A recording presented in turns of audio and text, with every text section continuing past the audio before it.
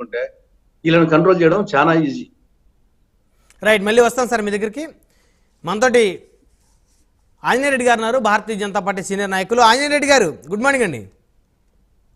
Good morning Brahmanaidu గారు, మీకు తులసిరెడ్డి గారికి, వైసీపీ నాయకులు నారాయణమూర్తి గారికి అందరికి కూడా నమస్కారాలు.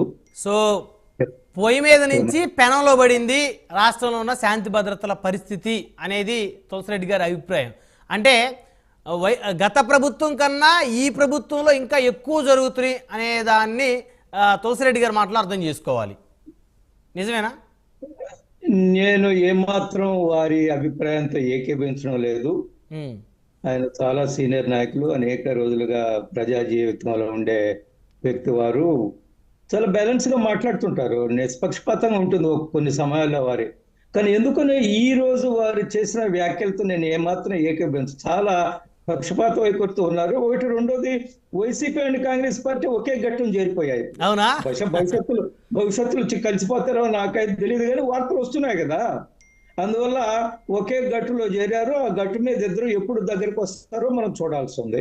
నేనేమంటున్నా అంటే, ఇవి భూతత్వంలో పెట్టి చూడొద్దు మీరు ప్రతి సంఘటన. సమస్యలు లేవని నేను అనడం లేదు. మనం ఆ రోజు పెద్దిరెడ్డి రామచంద్రారెడ్డి గారు అక్కడ మాజీ ఎంపీ ఇంటి మీదకి వెళ్ళినప్పుడు మనం కూడా మాట్లాడుకున్నాము. నేను దాన్ని కరెక్ట్ అని అనలేదు, ఆమోదించలేదు, దాన్ని వ్యతిరేకించాం కూడా. మనం బహుళ రాజకీయ పార్టీల వ్యవస్థలో ఉన్నప్పుడు ఏ పార్టీ ఆ పార్టీ కార్యక్రమాలు నిర్వహించుకోవచ్చు. ఆయన సిట్టింగ్ ఎంపీ అయినా, మాజీ ఎంపీ అయినా, లేదా సిట్టింగ్ ఎమ్మెల్యే అయినా, మాజీ ఎమ్మెల్యే అయినా, ప్రజాస్వామ్యంలో మనం ఏదో ఇతర దేశాల్లాగా ఒకే పార్టీ పరిపాలన వాటిల్లో లేవు. కాబట్టి జరిగే సంఘటనలు ఎవరికి ఆమోదయోగ్యం కాదు.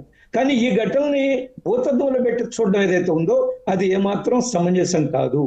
నేను వైసీపీ నాయకులు మాట్లాడితే నేను కొంత అర్థం చేసుకోగలను. ఎందువల్లంటే వారు చాలా భయాందోళనలో ఉన్నారు. ఎందుకంటే వాళ్ళకి రెండు రంగులు చాలా భయంగా ఉన్నాయి. బ్రహ్మనాయుడు గారు ఏనన్నా నేను చెప్పే మాట, రెండు రంగులు, ఒకటి రెడ్, రెండోది వైట్. రెడ్ బుక్ చూసి చాలా భయపడుతున్నారు, వైట్ పేపర్ చూసి ఇంకా ఎక్కువ భయపడుతున్నారు. సో ఈ రెండు కలర్స్ చూస్తే చాలా ఆందోళనలో ఉన్నారు వాళ్ళు. అందుకనే వాళ్ళు ఇష్టం వచ్చినట్టు మాట్లాడుతున్నారు. ముఖ్యమంత్రి గారు చాలా స్పష్టంగా అనేక సందర్భాల్లో ఏమాత్రం రాజకీయ కక్షలు పనికిరాదు, చట్టం తన పని తను చేసుకుంటుంది, సంయమనం పాటించాలా. బాధలు పడ్డాం మనం 5 సంవత్సరాలు, కానీ అంత మాత్రం చేత మనం చట్టాన్ని మన చేతిలోకి తీసుకోకూడదని ముఖ్యమంత్రి గారు అనేక సందర్భాల్లో చెప్పారు. గత ముఖ్యమంత్రి గారు ఎప్పుడన్నా మాట్లాడినట్టు మీరు విన్నారా? ఒక క్లిప్పింగ్ అయ్యండి చాలు, ఒక క్లిప్పింగ్ అయ్యండి. ఖండించి ఇది కరెక్ట్ కాదు, మనం శాంతియుతంగా ఉండాలని ఆయన పార్టీ కార్యకర్తలకు పంపించిన సందేశం ఒక క్లిప్పింగ్ అయ్యండి, నేను ఇంకేం మాట్లాడను. కానీ ఏ రోజు గత మాజీ ముఖ్యమంత్రి గారు ఆ విషయంలో మాట్లాడారు. ఇప్పుడు ముఖ్యమంత్రి గారు మాట్లాడుతున్నప్పటికీ కూడా గ్రౌండ్ లో అలా లేదు కదా పరిస్థితి? లేదు, ఉంది. ఎస్ నేను ఒప్పుకుంటున్నాను. పరిస్థితులు గ్రౌండ్ లో ఇదేదో మొత్తం రాష్ట్ర వ్యాప్తంగా లేదు. కానీ గతంలో ఎవరైతే బాధలు పడ్డారో, మీరు ఇప్పుడు తులసిరెడ్డి గారు చాలా స్పష్టంగా చెప్పారు. గతంలో ఎమ్మెల్యేగా ఉన్న ఆయన జస్టిస్ ప్రభాకర్ రెడ్డి గారి ఇంటికి వెళ్ళి ఆయన గౌరవంగా కూర్చొని కుర్చీలో ఏ విధంగా కూర్చొని హల్చల్ చేశాడు, ఎంత అవమానించాడు, మనం మర్చిపోతామా? చెంప దెబ్బ కొట్టడం వేరు, కానీ ఇంకా బూతులు తిట్టడం ఇంకా అవమానించినట్టు. ఒక సీనియర్ నాయకుడు గౌరవంగా చూసుకునే ఒక సీట్ లో వెళ్ళి కూర్చొని కాలు మీద కాలేసుకొని వ్యవహరించిన తీరు మనం మర్చిపోతామా? కాబట్టి ఆ బాధల్లో ఉన్నారు కొంతమంది, దానికి కొంతమంది రెస్పాండ్, అది కూడా కరెక్ట్ అని అనడం లేదు, దానికి ప్రతిస్పందించారు. ఎందువల్లంటే గతంలో మేము ఇబ్బందులు పడ్డాం, ఇప్పుడు మా అధికారం ఉంది, మేము కూడా చేయొచ్చు అనే భావనలో అది ఏమాత్రం సమంజసం అని అనడం లేదు. మనకు తెలుసు, ఒక ఆయన రామచంద్ర యాదవ్ అని ఆయన మనం అనేక సందర్భాల్లో మాట్లాడుకున్నాం. ఆయన ఎంత ఘోరంగా అవమానించారు, ఎంత హింసించారు, ప్రాణాలు తీయడానికి ప్రయత్నం చేశారు, ఆయన ఇంటి మీద ఇక్కడ ధ్వంసం చేశారు. ఆయన ఏదో ఒక రాజకీయ పార్టీ పెట్టుకున్న హక్కు ఎవరికైనా ఉంటుందా? భారత ప్రజాస్వామ్యంలో ఆయన ఒక రాజకీయ పార్టీ పెట్టుకొని ఆయన ప్రచారానికి బయలుదేరుతుంటే ఏ విధంగా ఆయన వాహనాలు తగలబెట్టారు, ఆయన మనుషుల మీద దౌర్జన్యాలు చేశారు. ఎవరు? పెద్దిరెడ్డి మనుషులు. ఆయన భయపడి పోలీస్ స్టేషన్ లో కూర్చుంటే పోలీస్ స్టేషన్ మీదకి వెళ్ళారు, ఆయన బయటకు లాగి ఆయన మీద దౌర్జన్యం చేయడానికి ప్రయత్నం చేశారు. ఇవన్నీ కొన్ని సందర్భాల్లో మర్చిపోలేకున్నారు. ఆ మర్చిపోలేనందువల్ల కొంత రియాక్షన్ ఉంది, కానీ ఇది కంటిన్యూటీ ఉంటుందని నేను అనుకోవడం లేదు. తాత్కాలికమే ముఖ్యమంత్రి గారు ఈ విషయంలో జోక్యం చేసుకుంటారు ఖచ్చితంగా. ఇప్పటికీ అనేక సందర్భాల్లో చెప్పారు. మనం అందరం కూడా అప్పీల్ చేయాల్సిన అవసరం ఉంది. రాజకీయ కక్షలు కాదు, గత ప్రభుత్వాలకు వ్యవహరించడానికి లేదని మనం కూడా ఒప్పుకుంటున్నాం. ఈ రోజు ప్రజాస్వామ్యబద్ధంగా 164 సీట్లు కూటమికి వచ్చున్నాయి. ఈ ప్రజలు పూర్తిగా విశ్వసించారు. ఆ విశ్వాసాన్ని కాపాడాలా? గత ప్రభుత్వంలో మనం చూసాం కదా, ఒక మహిళ ఎవరో ట్వీట్ చేశారని 30-40 సంవత్సరాల నుంచి విజయవాడలో ఉండే ఒక చిన్న హోటల్ని ఏ విధంగా ధ్వంసం చేశారు, ఏ విధంగా తరివేశారు ఆమెని అక్కడి నుంచి. కొంతమంది కాశీలో వెళ్ళి తలదాచుకున్నారు. బ్రహ్మనాయుడు గారు కాశీలో వెళ్ళి తలదాచుకున్నారు. ఈ ప్రభుత్వం వచ్చిన తర్వాత తిరిగి వచ్చారు. పల్నాడులో జరిగిన సంఘటనలు మనం మర్చిపోతాం. ఎంత దుర్మార్గాలు జరిగాయి. ఇప్పటికైనా పిన్నెల రామకృష్ణారెడ్డి జైల్లో ఉన్నారు, బెయిల్ ఇంకా రాలేదు. ఏమిటి ఏ విధమైన పోలింగ్ రోజు ఏ విధంగా జరిగింది, ఇవన్నీ మర్చిపోలేకున్నాము. అందువల్ల అక్కడక్కడ కొంత రియాక్షన్ ఉంది, కానీ ఖచ్చితంగా అది కూడా సబ్సిడీ అయిపోతుంది. ఆంజనేయ రెడ్డి గారు, మీ భారతీయ జనతా పార్టీకి సంబంధించినటువంటి ఓ నాయకుడు తెలుగుదేశం పార్టీకి సంబంధించినటువంటి ఎమ్మెల్యే మీద పెద్ద ఎత్తున ఆరోపణలు చేశారు. సోమిరెడ్డి అవినీతి పరుడు, దగాకోరు, 3 లక్షలు డిమాండ్ చేశాడు ఫీల్డ్ అసిస్టెంట్ పోస్టుకు అనేటువంటిది మీ నెల్లూరు జిల్లాకు సంబంధించినటువంటి పెంచలయ్య అనేటువంటి ఒక బీజేపీ నేత చేసినటువంటి వ్యాఖ్యల మీద మీరేం సమాధానం చెప్తారు? మీరందరూ కలిసే ఉన్నారు కదా, కూటమి కదా, మీరందరూ ప్రభుత్వంలో భాగస్వాములు కదా. మేము చాలా తీవ్రంగా ఖండిస్తున్నాము. చంద్రమోహన్ రెడ్డి గారి మీద చాలా గౌరవనీయ నాయకుడు ఆయన అనేక రోజులుగా రాజకీయాల్లో ఉన్నారు. 3 సార్లు మంత్రిగా చేశారు ఆయన. వారు ఆ విధంగా వ్యవహరిస్తారని మాట్లాడతారని ఎవ్వరు అనుకోరు ఈ జిల్లాలో. చాలా తప్పుడు ప్రచారము. ఆ పింఛలయ్య అనే వ్యక్తి మా పార్టీ జనరల్ సెక్రటరీ, బాధ్యత నుంచి తప్పించాము, పార్టీకి రికమెండ్ చేశాము. మా సిస్టమ్ ఏమిటంటే పార్టీ సభ్యత్వం నుంచి సస్పెండ్ చేయాలన్నా తొలగించాలన్నా రాష్ట్ర పార్టీ నాయకత్వం నిర్ణయం తీసుకోవాలా. ఆయన మండల జనరల్ సెక్రటరీ పదవి నుంచి తొలగించాం. దళిత యువకుడు అతను, దళితుడు అతను. కానీ ఆ దళితుడు అనే దాన్ని అడ్డం పెట్టుకుని ఇష్టం వచ్చినట్టు మాట్లాడుతూ ఉంటే ఎవరో కూడా ఆమోదించరు. చంద్రమోహన్ రెడ్డి గారి మీద చేసిన ఆరోపణలు తీవ్రంగా ఖండించాం మేము. అక్కడ మండల అధ్యక్షుడు ఆయన తొలగించారు. రాష్ట్ర పార్టీకి, జిల్లా పార్టీకి రిపోర్ట్ పంపించారు. ఆయన పార్టీ సభ్యత్వం నుంచి తొలగించాలని కూడా చెప్పారు. కాబట్టి ఖచ్చితంగా జరుగుతుంది. అతని వైఫ్ గతంలో అక్కడ ఏ ఉద్యోగం అయితే కావాలని కోరుకుంటున్నాడు ఆయన వైఫ్ పనిచేస్తూ ఉండేది. అప్పుడు ఆమె తప్పులు చేసిందని ఫీల్డ్ అసిస్టెంట్, ఆమె తప్పులు చేసిందని ఆ ప్రాంత వాసులందరూ కూడా రెడ్ హ్యాండెడ్ గా దొరికింది అమ్మాయి, ఆ మనీ మిస్యూజ్ చేసిందని. ఆ అమ్మాయిని తొలగించారు. ఇప్పుడు గత తెలుగుదేశం ప్రభుత్వంలోనే 14 నుంచి 19 దాకా పనిచేసింది అమ్మాయి, తొలగించారు. ఇప్పుడు సరే తెలుగుదేశం ప్రభుత్వం వచ్చింది. మేము పోయి కొంతమంది రిక్వెస్ట్ చేశాము, అవకాశం కల్పించండి, మా వాడు ఒక దళిత యువకుడని. ఆయన కొన్ని రాజకీయ ఇబ్బందులు ఉన్నాయి ఆ గ్రామంలో. ఎందుకంటే గ్రామం మొత్తం కూడా, ఆ కందరపాడిన గ్రామం మొత్తం కూడా ఆ కుర్రోడికి ఇవ్వడానికి లేదా ఆ కుటుంబానికి ఇవ్వడానికి లేదని మొత్తం అందరూ కూడా వచ్చి ఏకపక్షంగా వచ్చి చెప్పారు. అందువల్ల ఆయన కొంత రాజకీయ ఇబ్బంది ఉంది. చాలా స్పష్టంగా చెప్పారు ఆయన, కొంత రాజకీయ ఇబ్బంది ఉంది, నేను అందరితో మాట్లాడుతున్నాను, కొంత సమయం ఇవ్వండి అని చెప్పి అదొకటే పెండింగ్ పెట్టారు. మేము అడిగిన మిగతా వాటిని కూడా క్లియర్ చేశారు, అదొకటే పెండింగ్ పెట్టారు. ఈ లోపలే అతను తొందరపడిపోయి దీని వెనక వైసీపీ నాయకుల హస్తం ఉందనే విషయంలో ఎటువంటి అనుమానం లేదు. మాకున్న సమాచారం ప్రకారము డబ్బులు కూడా చేతులు మారాయి ఈయన మీద ఈ తప్పుడు ఆరోపణ చేయడం కోసము. ఆరోపణలు చేపించి ఈయన డబ్బులు ఇచ్చి ఆరోపణలు చేపించారంటారా? ఖచ్చితంగా మాకున్న సమాచారం మేరకు అదే. అందువల్లనే అసలు సార్ మాతోటే వచ్చాడు ఆయన. చంద్రబాబు నాయుడు కలిసాడు 2 సార్లు తీసుకుపోయాం మేము. మరి ఆయన మళ్ళీ నేరుగా నేనే వెళ్ళాను, మాట్లాడాను, అట్ట మాట్లాడారు, ఇట్ట మాట్లాడారు. చంద్రబాబు నాయుడు గారు దళితుండు కాబట్టి ఏదేదో మాట్లాడాడు. అతను నోటికి వచ్చినట్టు ఏం అసహ్యంగా, అసందర్భంగా, ఏమాత్రం సంస్కారం లేకుండా మాట్లాడాడు ఆ పెంచలేని అతను. దాన్ని ఎవరు ఆమోదించలేదు. ఖచ్చితంగా చర్య తీసుకుంటాం. చంద్రమోహన్ రెడ్డి గారు అందుకు దిగజారుతారని ఈ జిల్లాలో ఎవరు, రాష్ట్రంలో ఎవరు ఊహించరు. సీనియర్ నాయకుడు, చాలా గౌరవమైన వ్యక్తి. మేము వెళితే చాలా గౌరవిస్తాడు ఆయన. మేము ప్రతిపక్షంలో, ఆయన ప్రతిపక్షంలో ఉన్నప్పుడు, బీజేపీ టీడీపీ సంబంధం లేనప్పుడు కూడా మేము వెళితే గౌరవంగా ఎవరైనా, ఆయన ఎప్పుడు ప్రజలకు అందుబాటులో ఉండే వ్యక్తి. ఆయన మీద ఆరోపణలు ఏమాత్రం సమంజసం కాదు, తీవ్రంగా ఖండిస్తున్నాం. ఖచ్చితంగా పెంచలేని వ్యక్తి మీద యాక్షన్ తీసుకోబడుతుంది. రైట్, మళ్ళీ వస్తాను సార్ మీ దగ్గరికి. మొత్తానికి కూటమి పార్టీల్లో ఎలాంటి అందరు కూడా కలిసే ఉన్నారు, ఎలాంటి ఇబ్బందులు లేవు అనేది అర్థమవుతోంది మీరు చెప్పిన దాన్ని బట్టి. నారాయణమూర్తి గారితో మాట్లాడదాం, వైసీపీ సీనియర్ నేత, నవరత్నాల మాజీ వైస్ చైర్మన్. నారాయణమూర్తి గారు, గుడ్ మార్నింగ్ అండి.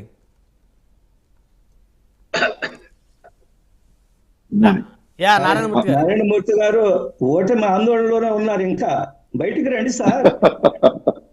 ఏంటి నారాయణమూర్తి గారు, రాష్ట్రంలో శాంతి భద్రతలు లేవా? శాంతి భద్రతల గురించి వీళ్ళు మాట్లాడితే బాగోదండి. ఒకసారి ఏదైతే ఈ కేంద్ర ప్రభుత్వం ఉందో, బీజేపీ ప్రభుత్వం, ఒకసారి మహారాష్ట్ర వెళ్ళి చూడమనండి, అక్కడ ఏం జరిగిందో. అటు బెంగాల్ వెళ్ళి చూడమనండి. అంతెందుకు మన రాష్ట్రంలో జరుగుతున్న అత్యంత దారుణమైన, కిరాతకమైన, చరిత్రలో ఏనాడు కూడా మనం చూడని విధంగా జరుగుతున్న దానకాండ కానివ్వండి, మరణకాండ కానివ్వండి, అమ్మాయిల్ని అత్యాచారం చేయడం కానివ్వండి, హత్యలు చేయడం కానివ్వండి, చిన్నారులను అత్యాచారం కానివ్వండి, హత్యలు చేయడం కానివ్వండి, మహిళల్ని, ఒంటరి మహిళల్ని అత్యాచారం చేయడం కానివ్వండి, హత్యలు చేయడం కానివ్వండి, ఇళ్ల మీద పడి కొట్టడం కానివ్వండి, ఇళ్ల మీద దానం చేయడం కానివ్వండి, తగలబెట్టడం కానివ్వండి, పగలగొట్టడం కానివ్వండి, ఇన్ని కేసులు మన రాష్ట్రంలో కాదు, ఇది రికార్డు స్థాయిలో దేశవ్యాప్తంగా తీసుకున్నా కూడా ఏ రాష్ట్రంలో కూడా చరిత్రలో కని విని ఎరుగని రీతిలో ఇవాళ దహనకాండ జరుగుతోంది. ఆంధ్రప్రదేశ్ లో పాలన కాదు జరిగేది అనేది ప్రజలంతా క్లియర్ గా తెలుస్తా ఉంది. ప్రజలకు తెలుసు, అది ప్రభుత్వాలకు తెలుసు, పెద్దలకు తెలుసు. ఇవాళ తులసిరెడ్డి గారు కూడా క్లియర్ గా చెప్పడం జరిగింది. 1-2 ఘటనలు ఏమన్నా జరిగితే అవి పర్సనల్ గ్రడ్జెస్ తో జరిగిన సందర్భం ఉండొచ్చు గతంలో, కానీ ఈ రోజు అట్లా కాదు. ఒక ఆర్గనైజ్డ్ క్రైమ్, ప్రభుత్వమే క్రైమ్ ను ఆర్గనైజ్ చేస్తూ వెనకతలుండి పోలీసుల్ని అచేతనం చేసి, పోలీసులు ఏ విధంగానూ కూడా చూసి చూడనట్టుగా వ్యవహరించేటట్టుగా ఈ ప్రభుత్వమే ఏర్పాటు చేసి, ఈ ప్రభుత్వమే డైరెక్షన్స్ ఇస్తూ, కానిస్టేబుల్ చివరికి పోలీసుల మీద దాడి చేస్తే అనేక దాడులు చూసాం. కర్రతో పోలీసులను కొడితే పోలీసు కింద పడిపోయి లేచిన కార్యక్రమం జరగలేదు ఆ రోజు నెల్లూరులో. మొన్నటికి మొన్న ఒక లేడీ ఎస్ఐని మరి ఈ కీచుకులందరూ కూడా ఆమెని ఇష్టం వచ్చినట్టుగా పట్టుకొని ఆమె బ్రీత్ అనలైజర్ పెట్టి చెక్ చేస్తే, మమ్మల్ని నువ్వు ఒక లేడీ నాయకురాలు తెలుగుదేశం నెల్లూరు జిల్లాలో, మరి రెడ్డి గారి జిల్లానే, సొంత జిల్లా అది. మరి ఇన్ని దారుణాలు రెడ్డి గారి జిల్లాలో అసలు లిస్ట్ తీస్తే అసలు మామూలుగా నెల్లూరులోనే ఒక జిల్లా లిస్ట్ చదవడానికి మీకు 2-3 రోజులు పడుతుంది. అంటే నెల్లూరు అంటే చాలా సౌమ్యంగా ఉండేటువంటి జిల్లా కదా సార్. నెల్లూరు అంటే చాలా ప్రశాంతంగా సౌమ్యంగా ఉండే జిల్లా కదా. అట్లాంటిది మరి రెడ్డి గారు కూడా సౌమ్యంగా కనపడతారు. మరి ఎందుకు దీన్ని ఎంకరేజ్ చేస్తున్నారో అర్థం కాదు. బీజేపీ నాయకుడిగా ఉండే అక్కడ ఆంజనేయ రెడ్డి గారు ఒక శాంతి చిహ్నంలో కనపడుతున్నారు ఆయన చూస్తా ఉంటే. మరి తగలబడిపోతా ఉంటే, పగలబడతా ఉంటే, నీచాలకు దిగతా ఉంటే, పోలీసులనే కొట్టే పరిస్థితి ఉంటే, ఇది చట్టం ఎవరితో చెప్పుకోవాలి? చట్టం వీళ్ళు చుట్టంగా చేసుకొని పెద్దల కోసమే, అంటే పార్టీలో పెద్దల కోసం లేదా పోలీస్ వ్యవస్థలో పెద్దల కోసమే ఈ వ్యవస్థలు ఉన్నట్టు, ఈ రాష్ట్రం ఉన్నట్టు, ఆ జిల్లా ఉన్నట్టు, ఆ జిల్లాలో ఉన్న సంపద ఉన్నట్టు, వాళ్ళు దోచుకోవడానికి, వాళ్ళు పెట్టుకోవడానికి తప్ప ప్రజల కోసం కాదు అనేటటువంటి చిహ్నాన్ని, సంకేతాలను వీళ్ళు క్లియర్ గా మరి ప్రజలకు ఇస్తా ఉన్నారు. అంటే ఎంత నీచమైన పాలన మరి ఎక్కడైనా ఉంటుందా? ఆలోచించుకోవాలి. ఓకే, పోలీసులు ఉంటే మేము ఏదైనా చేస్తాము, పోలీసులతో మేము నడిపిస్తాము, అది కూడా పోలీసులు కూడా రక్షణ ఉండదు. కానీ పోలీసులు శాఖలో ఉన్న పై బాసులకే రక్షణ ఉంటది. పోలీసులు ఎంత నీచంగా వ్యవహరిస్తున్నారు చూడండి. ఇవాళ ఐపీఎస్ అనేటటువంటి గౌరవం లేకుండా ఐపీఎస్ని ఆఫీసు తీసుకొచ్చి ఒక హోంగార్డు లాగా అక్కడ కూర్చోబెట్టి వాళ్ళని అవమానిస్తా ఉన్నారు, వ్యవస్థను అవమానిస్తా ఉన్నారు. అంటే వాళ్ళు వైఎస్ఆర్ కాంగ్రెస్ పార్టీకి అనుకూలంగా వ్యవహరించారు అనే ఆరోపణ మీద ఏ ప్రభుత్వం వస్తే, ఏ ప్రభుత్వం చెప్తే ఆ ప్రభుత్వం యొక్క మాటలు ఇంప్లిమెంట్ చేసే కార్యక్రమం కొంతవరకు ఉండొచ్చేమో. కానీ పోలీసులు ఒకే విధంగా నేను పులుముకుంటాను, నేను కలర్ వేసేసుకుంటా మొత్తం అనే విధంగా వ్యవహరిస్తారా? వ్యవహరించకూడదు. కానీ ఈ రోజు ఏం జరుగుతుంది? అక్కడ పోలీసులు వచ్చి కూర్చోవాలి, పొద్దున్న రావాలంట, కూర్చోవాలంట, ఒక వెయిటింగ్ హాల్ ఏదో ఉంటుందట, దాంట్లో కూర్చొని సాయంత్రం వీళ్ళు సెల్యూట్ చేసి వెళ్ళాలట. అంటే ఏంది వ్యవహారం, ఏంది వ్యవస్థ, ఎక్కడ తీసుకెళ్తా ఉన్నారు? ఒక పక్కనేమోనే బెంగాల్లో జరిగిన దానికి దేశం అంతా కూడా తగలబడిపోతా ఉంది, నిరసనలు కార్యక్రమం జరుగుతూ ఉంది.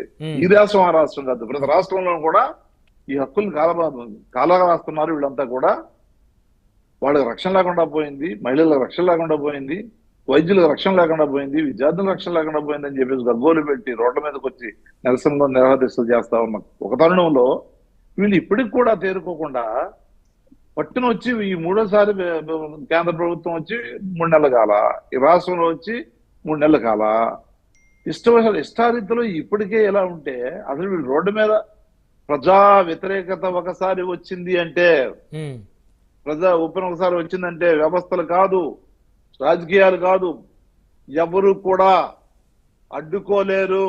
ఎగ్జాంపుల్ వైఎస్ఆర్సీపీనా? చవి చూస్తే ఒకసారి దాన్ని ఎలక్షన్ ఎగ్జాంపుల్ ఎలక్షన్ వరకు కాదు, ఇప్పుడు రోడ్డు మీదకి వస్తే అందరూ మూసుకొని వెళ్లాల్సిందే, స్టూడియోలు కూడా ఉండవు. ఇంత దారుణాలుగా నడుస్తా ఉంటే పోలీసులు అడ్డుకోలేరు, ఏ కార్యాలయాలు ఉండవు. నేనేదో సెక్రటరియట్ లో ఉంటాను, నాకు Z+ ఉంది లేదంటే Y+ ఉంది అని చెప్పి తన కొడుకు లేదంటే మంత్రులంతా కూడా నాకు Y+ ఇచ్చారు కాబట్టి నాకేం ఉండదు, నా దగ్గర రారు, అవి ఉండవు. ప్రజలే ఆగ్రహంతో గాన ఒకసారి రోడ్ల మీదకి అంటే రెచ్చగొడుతున్నారా మీరు ప్రభుత్వం మీదకి ప్రజల్ని? మేము రెచ్చగొట్టడానికి ఏం మిగిలింది అక్కడ? మీరు అంటున్నారు కదా Z+ ఉన్నా Y+ ఉన్నా ప్రజలు రగిలిపోతా ఉన్నారు. ఫోర్త్ ఎస్టేట్ కూడా చూడాలది.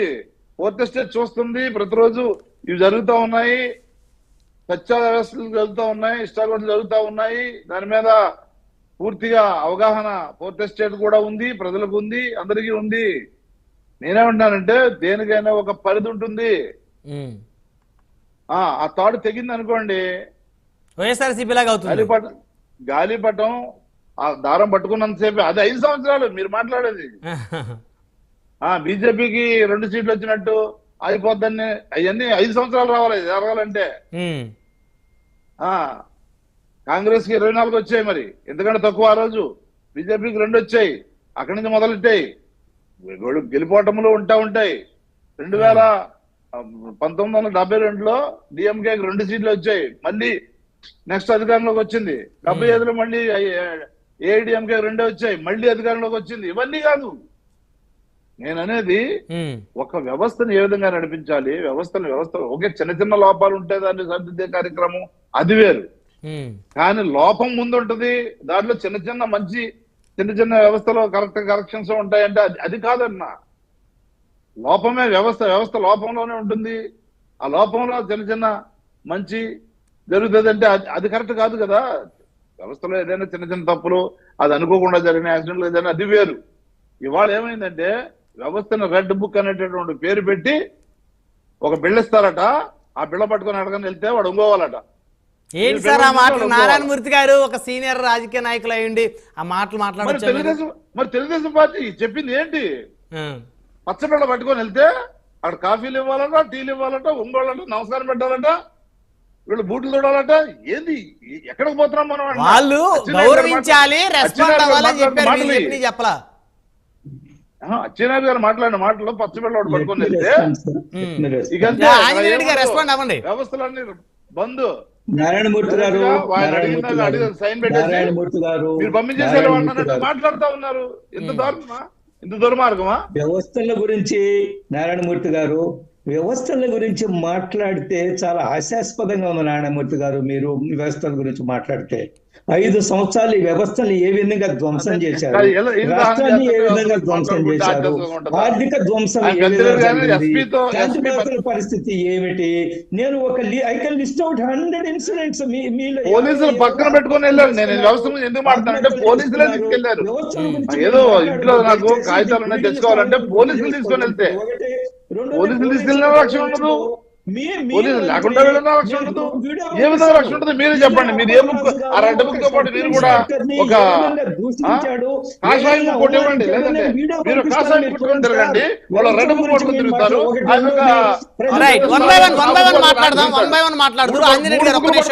నారాయణమూర్తి గారు రెడ్ బుక్ చూసి భయపడుతున్నారా? ఎందుకు భయపడతారండి? పోలీసులకు ఆల్రెడీ ఆ రెడ్ బుక్ ఏంటి, ఈ బ్లాక్ బుక్ ఏంటి, ఈ కాషాయం బుక్ అన్ని అర్థమైపోయింది. బుక్కుల్ని మంటల్లో తగలబెట్టేస్తారు. ఒక పరిధి ఉంటే దానికి ఏదైనా గౌరవం మర్యాద ఉంటది. ప్రజలకే రక్షణ లేనప్పుడు ఆ ప్రజలు ఎందుకు వీళ్ళని క్షమిస్తారు? ఎన్నికల ముందు ఇదే రెడ్ బుక్ మీద హాస్యాస్పదంగా మాట్లాడిన వైకాపా ఆ పార్టీ నాయకులు, ఎమ్మెల్యేలు, ఆ రోజు మంత్రులు ఈ రోజు ఆ రెడ్ బుక్ పదే పదే పదే తలుచుకుంటా ఉన్నారు. తలుచు అది ప్రజల మీద రుద్దుతా ఉంటే తలుచుకోవడం ఏంటి? నాకు అర్థం కాదు. మీరు మరి ఏదో కాదు, ఈ తల్లో ఉన్న చిన్న పేరుంది అన్నట్టు మాట్లాడుతున్నారు. తల్లంతా ఎండుకలో ఉండే రెడ్ బుక్ అనేది ప్రజలంతా రోజు పొద్దున్నే ఆ రెడ్ బుక్ మా ఇంట్లో ఏమవుతుంది, మా పక్క ఇంట్లో ఏమవుతుంది, మా వీధిలో ఏమవుతుంది, మా పంచాయతీ ఆఫీస్ దగ్గర ఏమవుద్ది, మా సెక్రటరీ ఆఫీస్ దగ్గర ఏమవుద్ది, ఈ విధంగా జనాలు అయిపోతున్నారు. పిల్లలు స్కూల్కి వెళ్తే స్కూల్ నుంచి వెనక్కి వస్తారా లేదా, మహిళలు పనికి వెళ్తే